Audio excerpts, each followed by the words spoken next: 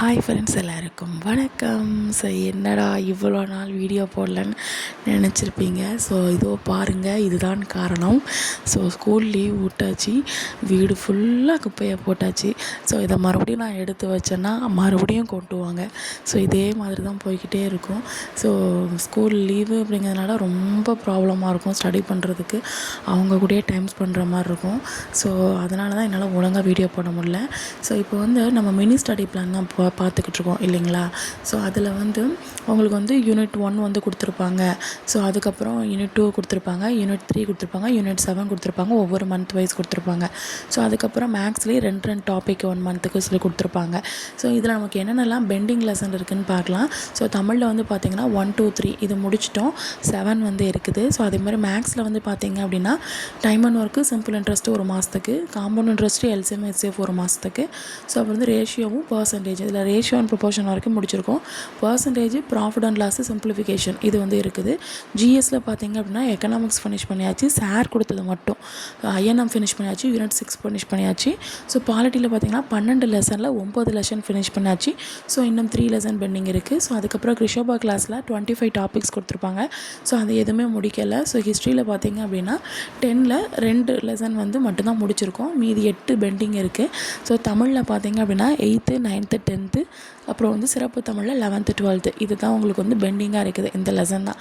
என்னடா நிறைய இருக்குதுன்னு நினைக்காதீங்க, முடிச்சதை கொஞ்சம் நினச்சி பாருங்கள், ஓகேங்களா. So at the same time எனக்கு மே மாதம் ஸ்கூலில் இந்த குழந்தைங்களுக்கு லீவுங்கிறதுனால எனக்கு லீவுங்கிறதுனால சுத்தமாக படிக்க முடியாது. ஸோ கிடைக்கிற டைம் தான் போட முடியும். ஸோ அதனால தான் நான் முன்னாடியே உங்கள்கிட்ட நான் சொல்லியிருந்தேன், நல்லா கேட்டுக்கோங்க. ஸோ உங்களுக்கு வந்து இப்போ எதெல்லாம் பெண்டிங் இருக்குதுன்னு சொல்லிட்டேன். இதை வச்சு நீங்கள் வந்து ஒரு பிளான் போட்டுக்கோங்க.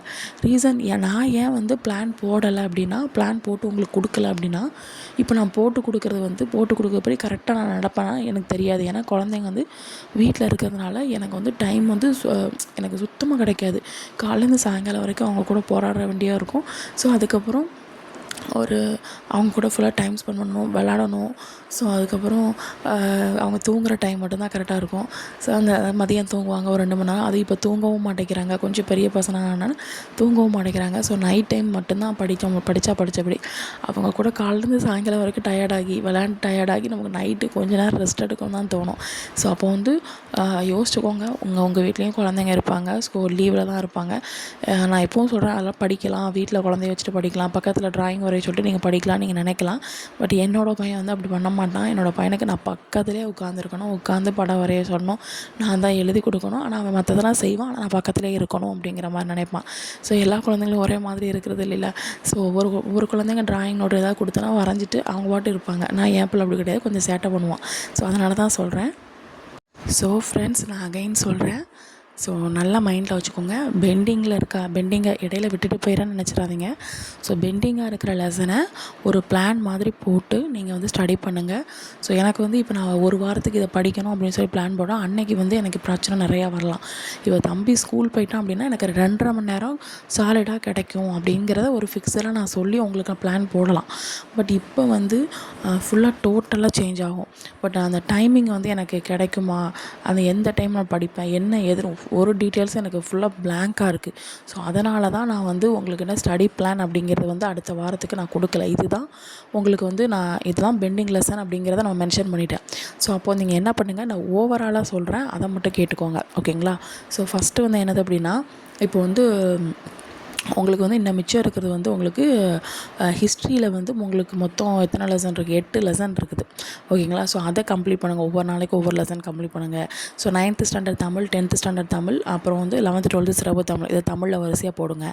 மேக்ஸில் சார் கொடுத்த மீதி உள்ள டாப்பிக்கு பர்சன்டேஜ், அதுக்கப்புறம் அடுத்த 2 டாபிக் கொடுத்துருப்பாங்க. ஸோ அந்த 2 டாபிக் அப்படி வரிசையாக போட்டு ஒரு வாரம் 2 வாரத்துக்கு மேக்ஸ் டாபிக் இழுத்துக்கோங்க. ஸோ அதுக்கப்புறம் தமிழில் வந்து 8th 9th 10th 11th 12th இந்த இது வரிசையாக போட்டுக்கோங்க. ஸோ அதுக்கப்புறம் பார்த்திங்கன்னா தமிழ் முடிச்சிட்டோம். தமிழில் வந்து சிலபஸ் வைஸ் பார்த்திங்கன்னா யூனிட் 7 வந்து இருக்குது. ஸோ அந்த இதையும் நீங்கள் வந்து சைட் பை சைட் முடிங்க, அதுதான் ரொம்ப முக்கியம், ஓகேங்களா. ஸோ நல்லபடியாக படிங்க, நான் கண்டிப்பாக வீடியோ போடுவேன், ஓகேங்களா.